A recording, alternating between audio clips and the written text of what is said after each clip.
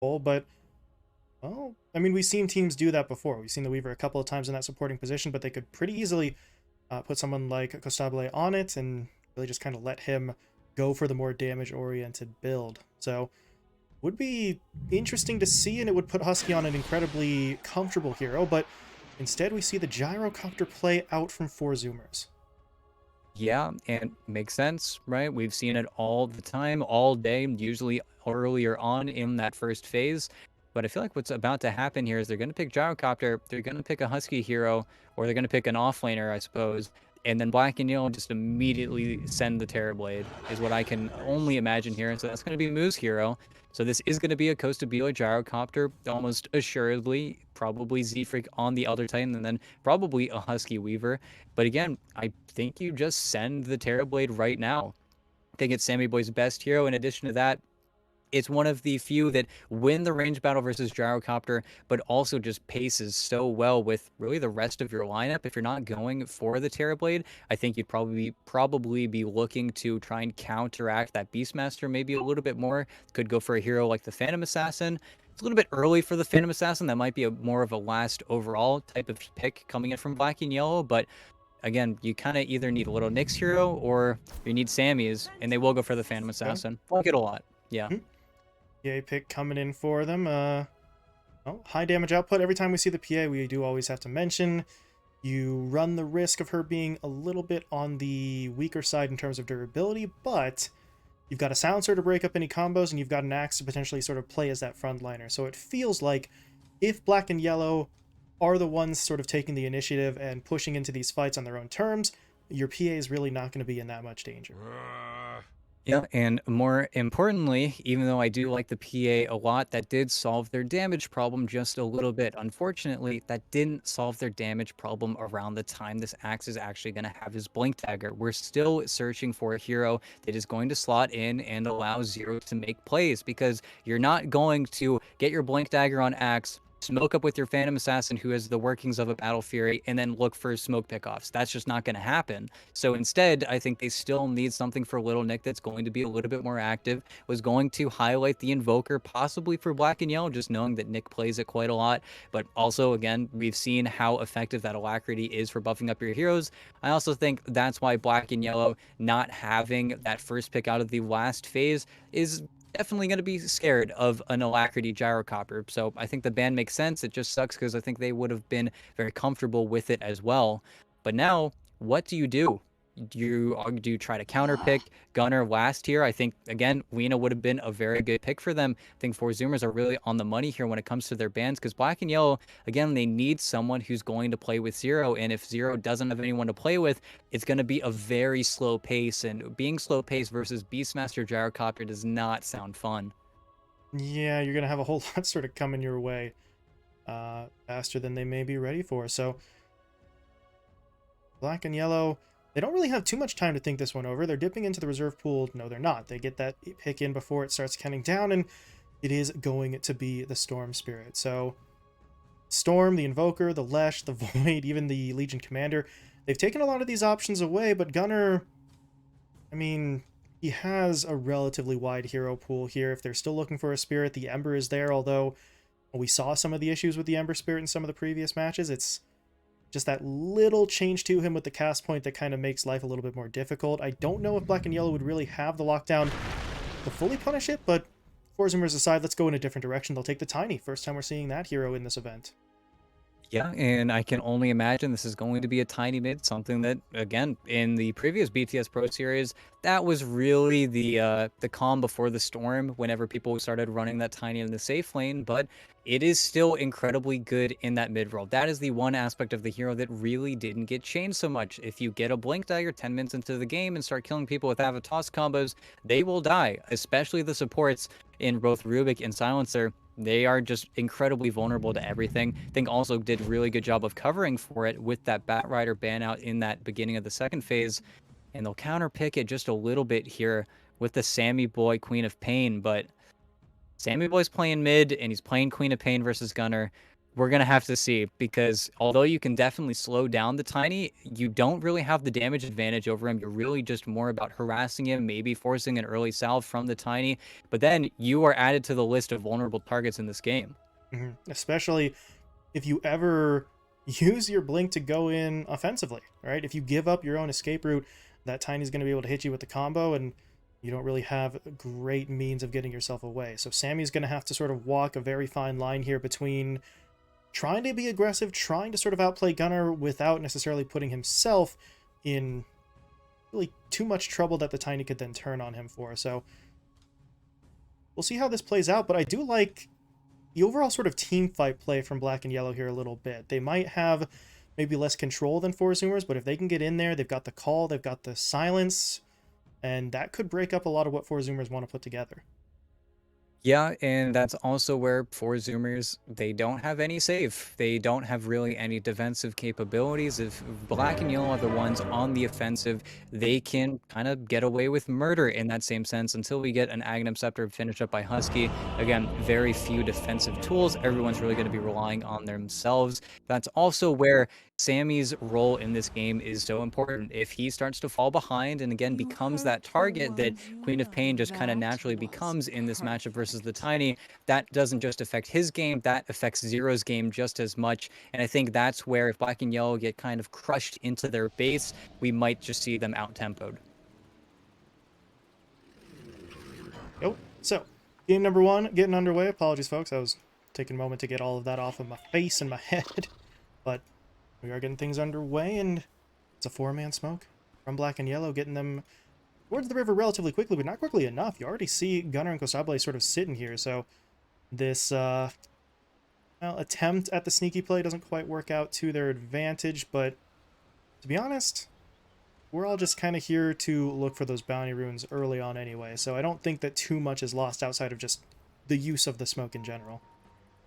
Yeah, I think just placing wards, just being efficient. They've got this nifty ward here. I think it was Infamous, the first one that I really saw starting to use this ward more than any other team. So Whittlenik adopting it just a little, but also at the same time, I don't know if they're necessarily going to want to take this fight, especially if Kosabila can get that vision of the homing missile early, then there really isn't enough time to kill it. At the same time, I think they're also going to go 2 for 2 just because Yamsun's already in a position to make moves for this ward here, or for this rune here. But they can make that move just because they do have the ward that Nick plays scouting everything out. He's going to eat a little bit of harass from Z-Freak, but I think he should be fine. He doesn't have boots, so it's a little bit more dangerous for him, but he's just going to walk back to the lane. It feels good to be this good. Yeah, he certainly did take a lot of damage, but 2 stacks of tangos, so he knew what he was in for.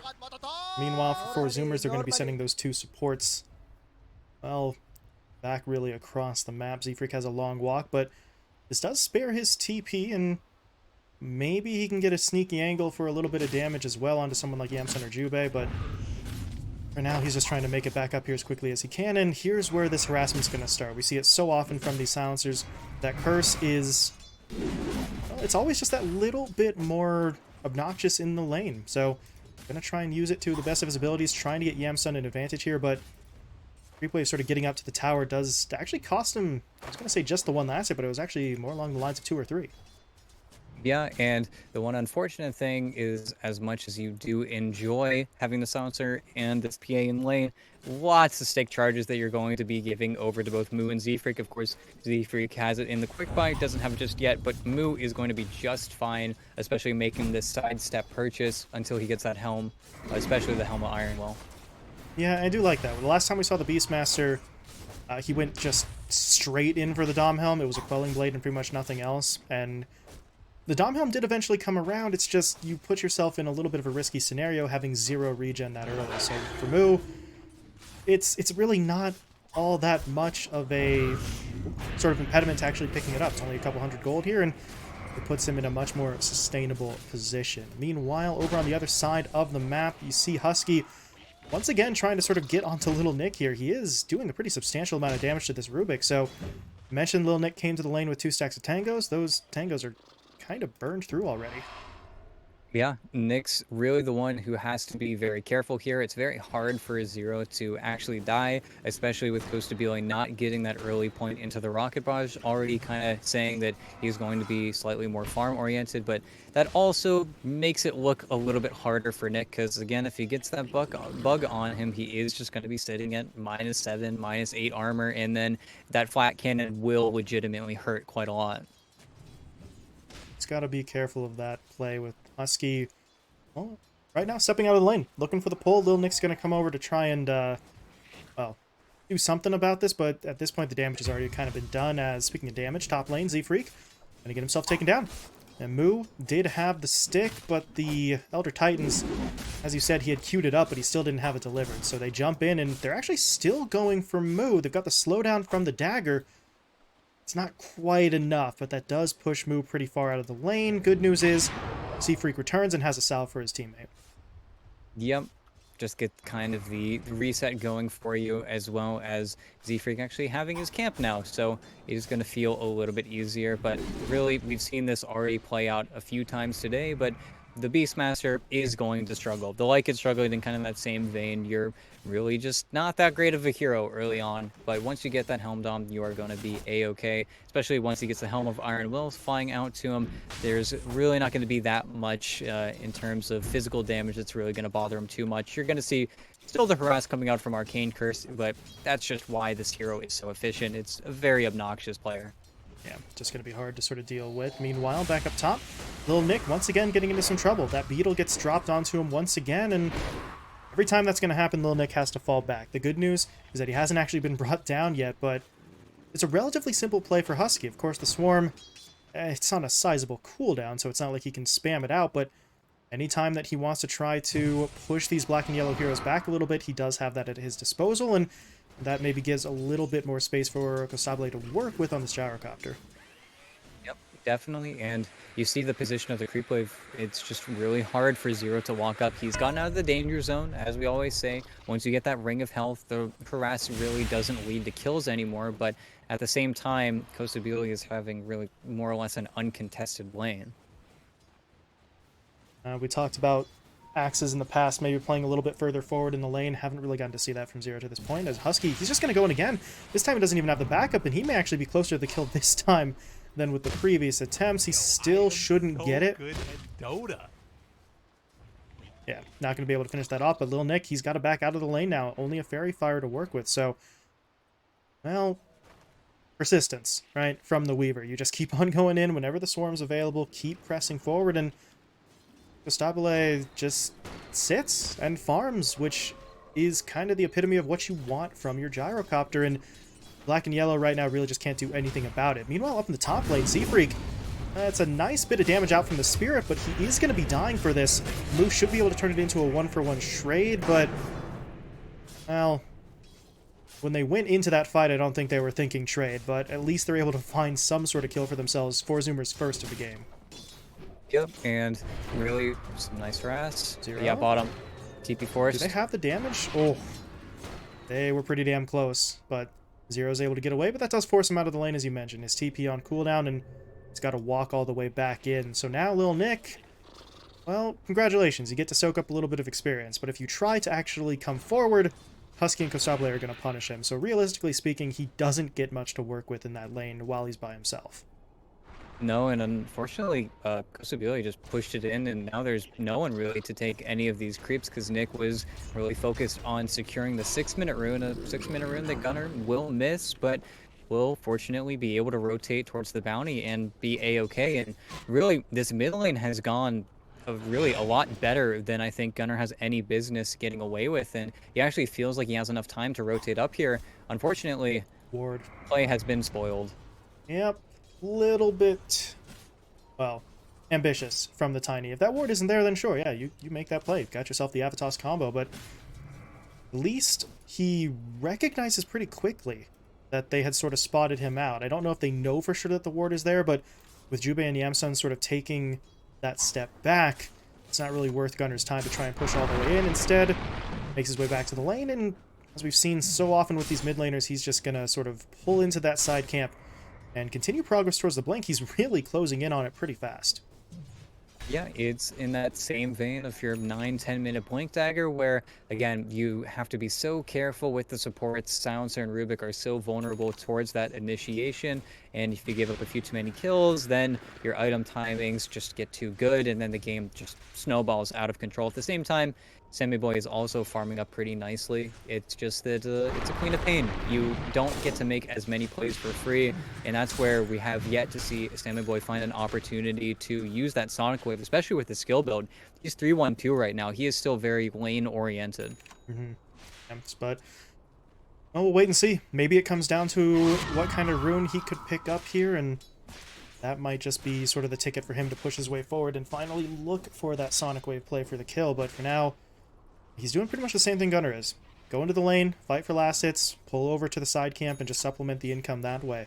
But Husky just TP'd mid. This is a bottle refill, and then a situation where they're going to let the Weaver actually take over the lane for a little bit. So get Husky maybe some more progress towards that time lapse. Always beneficial for the Weaver to have that just in case he is the one getting hit up, but he's not actually going to stay mid for long. They go for the 3-man smoke, looking more like a 2-man considering Z-Freak isn't actually following after them, but that is still going to give them the numbers advantage up top. Moo, he wants the roar. And they're gonna have to settle for Jube if Gunnar really wants it, but oh, this Hold on a is second. okay. This is nice. This is nice. Some super sneaky stuff coming out here, and oh, they're going to go for it. The roar will be deployed onto Yamsun. They're trying for the damage. The Avatos combo comes out as well. They haven't gotten actually either of these heroes just yet. They need, there we go, they need at least one. Jubei goes down. Yamsun should be falling here as well. Husky does have to be sacrificed, but Gunnar picked up both of those kills. He's still chasing Nick. Is this really a kill he can get? 2. He's got the combo. Ooh, 1 or 2 more hits. Can he get it? Oh. That's a little weird. Did he actually activate that himself, or was it a timeout? It felt more like the latter because the illusions didn't immediately move towards Nick there. So, I don't think he microed that. Don't know if those illusions had the damage to find the kill anyway, but they're not going to be able to get Lil Nick. However, they did get the 2 main kills that they wanted. Yamsun in particular being taken down is going to be big there, but now Moo, he's stuck around trying to push onto the tower, and now he has to TP himself away, and there's no cancel between these 2 heroes. So, Moo simply falls back. He got some nice damage onto that tier 1 tower, and doesn't really have to pay for it. And they also get to scout out the blink dagger that Gunnar had 9 minutes into the game, just blisteringly fast. During all of that time, you do see that Sammy Boy was able to continue his net worth lead. He is still farming incredibly quickly on this Queen of Pain. Wait, yeah, okay. he can't die here. Yeah, he's still pretty much invulnerable, and actually, gotta be a little bit careful. Hold on a second. Yeah, now he's going to blink out because he's got the beetle on him. Z-Freak, I mean, can he really do this? He's trying for it, but this is not really a feasible kill. Meanwhile, over to the south, you see Zero getting involved here. He's able to steal out the Arcane Rune, but he's more interested in the kill. He's got the Culling Blade. Oh, not in the threshold there at level 1. That's a little awkward. Now Zero's got to go. But Husky doesn't want to let him leave. He's going to push forward with the Shikuchi. Sammy is here, though, but he doesn't have any real health or mana to contribute, so he's just kind of here for moral support, or actually going to help take down the beetle, but Moo comes in. They're going to drop the roar down. Gunnar wants the Avatos. He only gets off the actual avalanche, though, as the Global Silence was deployed by Jubei in this fight. It's really just breaking apart. It really seems like it's in both teams' best interest to back off now. Yeah, there's really no way for them to get kills, and actually it's top lane where it goes to be like. Got a little bit too far forward, and Nick was there with the punish. One more dagger, but oh, they're too slow. The second hit. He tried, but he lost the vision. He was in the animation for that stifling dagger, and they're not going to get it. Now, Husky TP'd in. Z-Freak's here as well. They're going to go for the stomp. They throw out the Swarm Beetle as well. Lil Nick, can he somehow get away? Husky is going to wait for the Shikuchi, and then I think he's just charging his way forward. Or not. He's just going to leave it off for Z-Freak. So, either way, the support duo will get the kills. Yamsun at least was able to TP as far away from that fight as possible, so he will continue to farm, but this opens up the path for that tower to be taken down. Yeah, and it's something that really there is no good solution for Black and Yellow right now. How do you kick this Beastmaster out of the top lane? Your items are just that much more expensive. It's where four zoomers are really very efficient with the gold that they're able to get, even though it's only a 1k gold lead, even less than that as it swaps back and forth. But it feels like with what they've been able to amass, the Helm of the Dominator, the Blink Dagger, the few levels on a Costabile, they're definitely much stronger than their opponents. I think that's where we're waiting for the next wave, and then Black and Yellow are going to be confident. That's your Blink Dagger on the Axe, that's your Orchid from Sammy Boy, and that's also going to be your next timing where you have the global silence. They really just need to be careful with how they deal with this aggression. It's very easy for them to feed versus four zoomers heroes. Just gotta wait for their moment at this point, as sort of simplistic as that sounds. But this is something that they knew they were kind of signing up for when they went for this PA, the fact that Yamsun was not really going to be an early fighter. So they've got to try and make plays without him, although he is pushing forward for this one. Gunner into the trees. Gonna try to juke him. Look at those TPs coming in. Z-Freak is here looking for the stomp. It is gonna connect onto 4 out of the 5. They get the Earth Splitter down as well into the Avatos combo. Look at that damage. Sammy gets blown up right away. Yamsun, though, into the fight. They will take down Gunner. Big play for them. They're gonna try for Z-Freak now as well. Should be able to finish that with the Culling Blade. And now the global there as Husky, well, Huge. He was trying on the back line, hoping he could get maybe some sort of pick off onto Lil Nick. Instead, the silence comes through, and they blow him up as well. Zero adds one more kill to the tally, and that fight goes not quite perfectly. They do still lose Sammy to that sort of stomp into the Earth Splitter, but it goes about as well as you could have expected. Yeah, and I really think they only use lose Sammy Boy there because they have the illusion rune on Gunner. It was just a little bit disconnected after that happened, and then what do? You kind of have to split your focus for a few seconds there. That was a monster stomp. I think really the biggest mistake that happened there is that the bugs were just a little bit too early from Husky. I think they woke up pretty much everyone, and then there was no way for Gunner to simply walk away. In addition to that, without Costabile making that rotation there, and of course he doesn't want to because he is focused on hitting creeps. He got that mid-tier 1 tower, so of course he did get something in exchange, but that was a fight that really Black and Yellow had no business taking, and they didn't even have global for the initial exchange. That comes up after the fact, and it just got them really everything they could possibly want. And now Zero, who didn't even make the play with his Blink Dagger, now has it. So we're going to see more from this axe as the game progresses, not just to mention that Sammy Boy is only maybe another 700 gold away from his own Orchid. Yeah, they are closing in on these item timings, and that is where four zoomers have to be careful, because I kind of mentioned it as a warning, a caveat to Black and Yellow, the fact that they knew this PA would sort of be slow to come along, but your PA has no Battle Fury yet, and you have... Okay, it's a couple hundred gold at the most here, but you have a net worth lead at this stage. So not only are you sort of farming on that hero that needs that build-up time, you're not really suffering right now in terms of your aggressive potential because of that. That wasn't really the case the whole way through, but things have really started to pick up in recent times for Black and Yellow, and you see them... They're smoked up here looking for some sort of play mid. Zero's actually going to pull the wave, and he's kind of hoping that this acts as the bait. I don't think anyone on four zoomers, though, is going to really fall for that. Yeah, don't think so either. I think right now, just going to push into the bottom wave. I think that four zoomers have a really good idea of where their opponents are playing with the vision that they have top. They know that their opponents aren't there, but Nick, that's a really good blind jump from Gunner, but Nice, I think they're just on. going to back out now. Yeah, they don't really have the means to close the gap any longer, and Jubei and Zero were well positioned to get away. So if you're four zoomers, that is a good kill. You move in, you find that pick. It's a big one, especially considering Gunner sort of got involved there again, but you did smoke up on a couple of heroes. You're not really able to do much more off the back of that. You're just... This is so smart, though. Look, they're going towards the PA now. They know that Yamsun, as soon as he sees 5 heroes on the bottom side of the map, very simply TP's top, farms that wave. There's a game of footsie being played right now where four zoomers, even though Gunner is getting scouted, I think this ward is just perfect from Black and Yellow. There is some mind games at play here. They TP top, they immediately run back bottom. There's, again, a game of chicken being played where they don't want to give Gunner any of these plays. Yeah, I mean, it honestly makes sense. The Tiny is always so dangerous with that early blink, but we have seen in the past when that mid Tiny does fall short, it's because... well, really one of two things. Either your blink doesn't come at a solid timing, in which case you're just kind of dead in the water, or you pick up the blink, but you spend so much time going for kills that you don't get that the farming rate really tanks. And you see right now, I mean, he's below all the cores on the opposing side, so I wouldn't say the farming rate has fully tanked, but it's definitely below where you would like it to be, considering he's not finding too many further kills. But now 4 Zoomers are going to take the opportunity to push their way into the Roche Pit, and I don't think this is a play Black and Yellow really had any idea was happening, even with this sort of jungle ward, to scout out a little bit of the movement.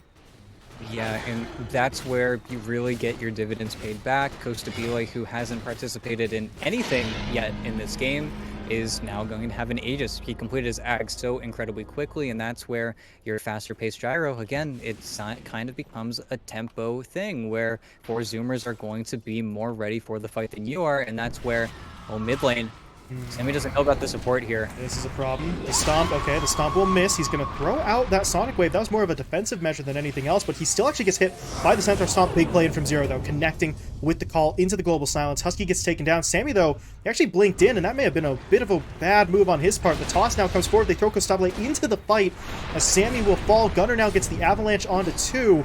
Oh. Black and Yellow, they were free and clear initially. Sammy going back in. It's kind of Bates's, well, Bates' teammates a little bit, they did commit for it themselves at the same time, but it felt like they could have just avoided that after the initial play.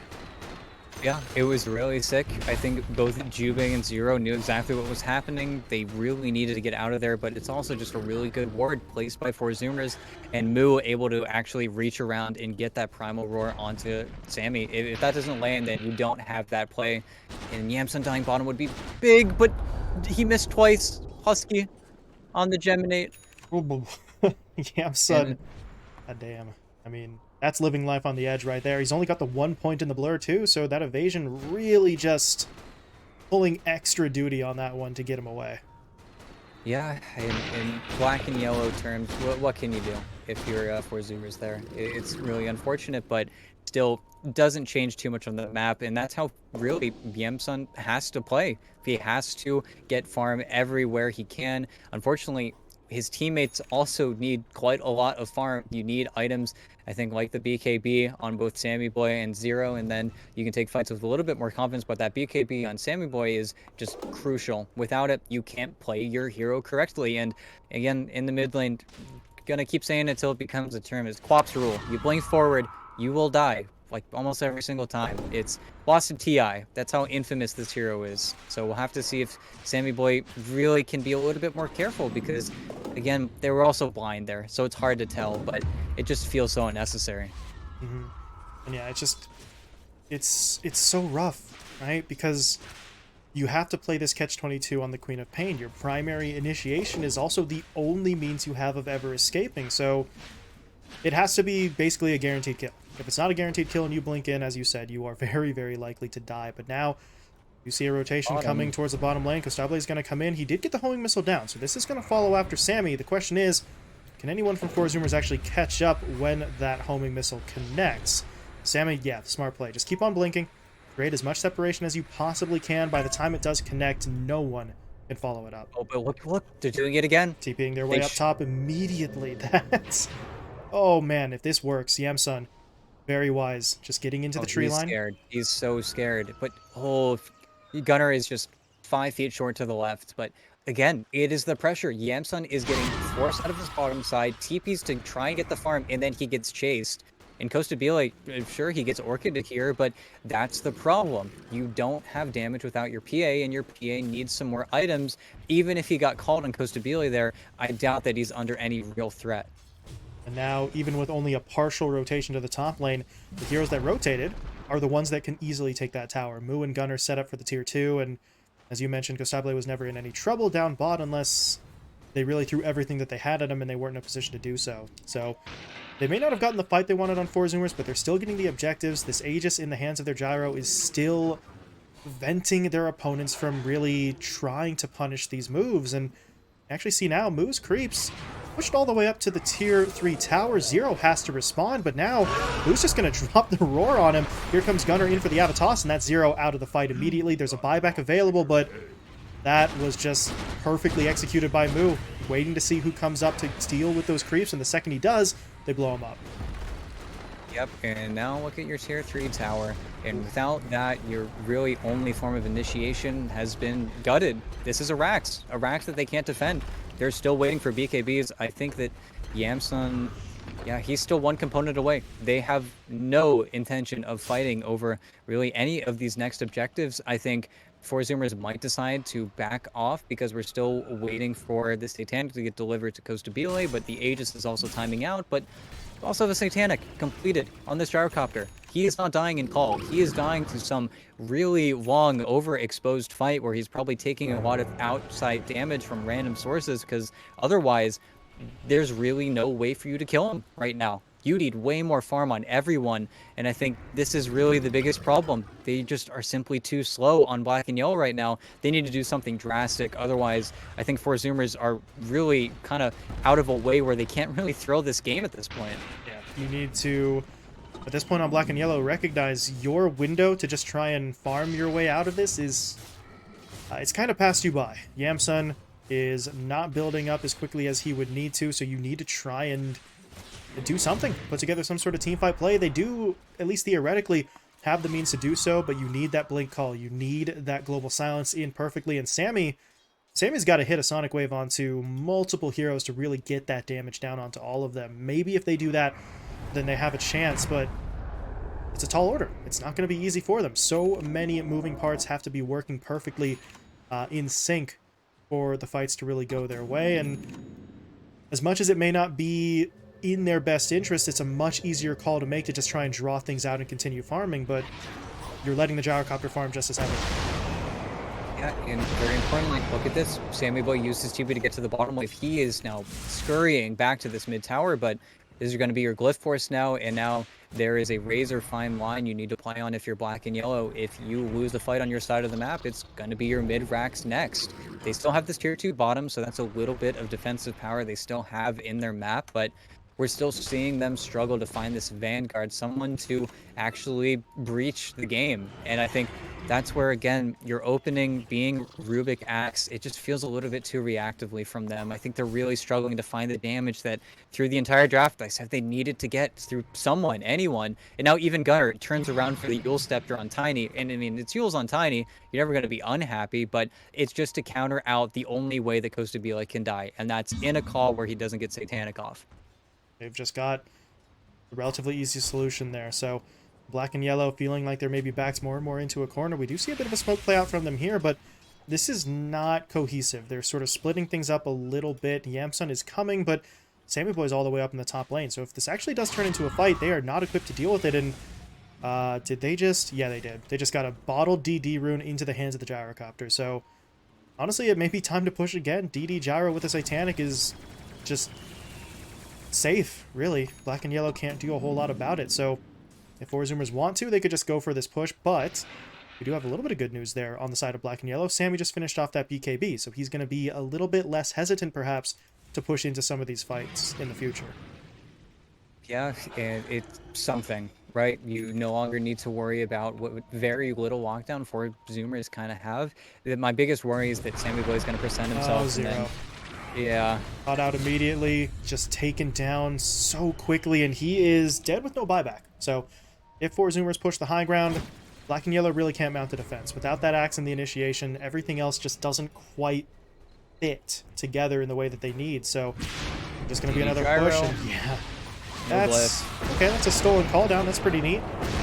Quite a bit more green on my screen than I was anticipating, but okay, he used Satanic. Satanic is going to be used. The global's going to come out, but he's still healing, and Gunner got onto the back line. Sammy Boy will be taken down, and I'm not really sure that they could do anything there. I'm kind of surprised that they tried for that with the axe, but they felt they had an opening, and I mean, to be fair, they did. This gyrocopter came incredibly close to being taken down. The problem was his entire team was behind him. Gunner, specifically, with that blink in, the Avatar just sort of breaks it up, and they can't get the last bit of damage they need before the lifesteal saves the gyrocopter.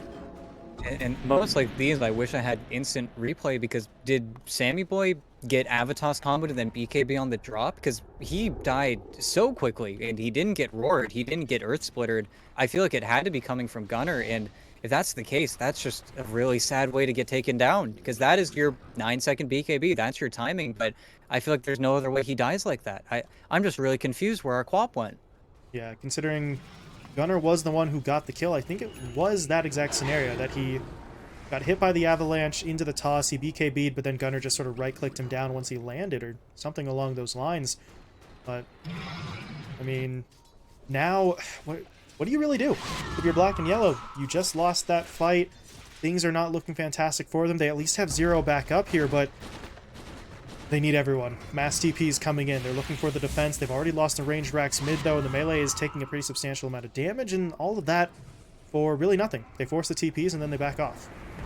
Yeah, their moment isn't now. It's going to be whenever this Roche respawns, and then 4 Zoomers who are not giving them the bait are going to go there. And the question is, how do Black and Yellow get out of their base with this top lane always pushing in, and how do they take the fight? That was really their best moment. Oh, there's a Paladin sword on Gyrocopter now. Ain't that a thing? Well, that's great. Wow. But it's still just going to be problematic. That was perfect mid. I think they went maybe 1 tick too early, so he actually got 1 right click off with Satanic still active, but if they get the Satanic out with some form of harass, with some poke, they can definitely burst him, but now there's an MKB finished on him as well. It's just feels like 4 Zoomers have all the control in the world, and now that Roche is up, they've got a Boar scouting it out. No time wasted. Just gonna really just beeline it over, look for that, and if you're black and yellow, yeah, this is what they need to do. The second that they realize that pressure's off, they smoke his 5, and they're going to maneuver their way towards the pit. The question is, will they actually get here in time? Roche is just going to get burned through so damn quickly here with the damage and the armor reduction, and nice play from Husky, pushing his way forward. He's going to scout. Gunner actually wants the fight. Avatos combo not really great there, not enough damage, and Husky, wow. Husky just got blown up, but Roshan was taken. Kosabile was able to pick up the Aegis for himself, and now they are going to push forward with Husky actually buying back. So they've got everybody in here for this fight. They surge forward. They'll get Jubei, and Zero is now on the run. Can he somehow get away? Did he just... Yes, he did. Gunner, he tossed the boar forward to get the slow to set up for the follow-up. That is some big brain stuff there as Zero will fall, but now back in the middle lane, Sammy... This is a problem. That Yule Scepter comes in. He's able to pop the BKB, though, but now he's really got to run. He cannot actually sit here and take this fight. He doesn't really have a choice. The Roar keeps him in place. Seafreak hits him up with that Earth Splitter, and now we're going to see every single buyback that Black and Yellow really have left. And, okay, they're on to Kosabile. They do get through his first life. Can they do it again, though? Not with Gunner. Back in. Avatos combo connecting onto 3. Kosabile's back in. That's a well-timed Sonic Wave, though, out from Sammy to really push them all back. And that may just buy Black and Yellow some time to regroup. Yeah, I think that is what is getting kind of bought right now. They really don't want to go too crazy. This isn't a 4 Zoomers lineup interested in throwing, and they got 2 buybacks out. If they kill them whenever everything does calm down again on this bottom wave, I think the game is still very difficult for Black and Yellow. If we had maybe a Deso in a very short amount of time coming from Yamsun, I'd be a little bit more hopeful, but in the time it takes for 4 Zoomers to get onto this next high ground, Yamsun's going to need this Deso, and then that is their last effort. That is the last moment where Yamsun can try and win this game for his team, and then the game might just end after that. Unfortunately, Kosabile is also going to have what looks like a Scotty in the same amount of time, so this game just keeps on getting further and further out of their grasp. It's just so hard for them to play Dota right now. And Kosabile, actually... I was going to say he bought it, then I remembered he actually just got this from Roshan, but he does have the Aghanim Shard upgrade, which is something we rarely get to see, but I think it's kind of cool. I don't know about useful, but the homing missile firing out the rocket barrage, so that is going to be something worth seeing there with that homing missile coming through. You already sort of had to be a little bit wary of it, keep an eye on its location, but now if you're sort of hanging out nearby and you don't bring it down, that's a little bit of extra damage coming out as well, which... Kosabile does not need any extra help dealing damage, but when Roshan was taken, they just needed to make sure they grabbed everything. That's an interesting smoke. Kosabile immediately pops it, and it's really not going to matter. If he can get onto the high ground, then go for it. Deso's done. You would have loved to get Fan of Knives, but this is it. Unfortunately, Sammy Boy's seeping into a trap, but okay, blinks out. Nice. Able to stay out of the line of fire for now, but they still need to deal with the Gyrocopter. Do they have the move? Zero comes in. Global's going to be there. The call is down as well, but that Yule Scepter keeps Zero up in the air. Kosabile is not taking a whole lot of damage right now. He's really not taking any damage. He's just healing through all of it with the Satanic, and that may very well be it. Yamsun taken down. Zero will fall. Gunner is going to chase him back to the fountain, and the GG will be called. They had one shot at it, and to be honest, it was going to be hard even if everything did go their way.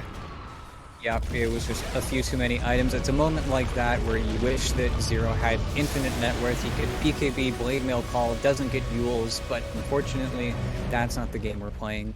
And Black and Yellow just really weren't able to get anything done with this Queen of Pain, I think is the big problem. Sammy was really struggling to make the same amount of plays that Gunnar was very easily making on his Tiny. I think that as much as this lane should have gone to Sammy Boy's favor, and it definitely did, we were seeing him get, a few hundred net worth over this Tiny. That pressure was never felt in the lanes. And I think that also goes all the way back to their opener where they saw Weaver, they first picked Rubik, and they didn't have an offlaner because they'd already kind of lost out on the Mars versus whatever. They just didn't have a good grasp of what to pair with their heroes, I think, in this game. And really, the one time we saw them start to succeed on Black and Yellow is actually the one smoke that I didn't even think was ever going to happen when Yamsum smoked with his team. He had two Battle Fury components. They got 3 kills, but unfortunately, there was just never any pressure on Costa Belay. I think once they get Roche on him at 16 minutes into the game, it's just so difficult for Black and Yellow to look for plays.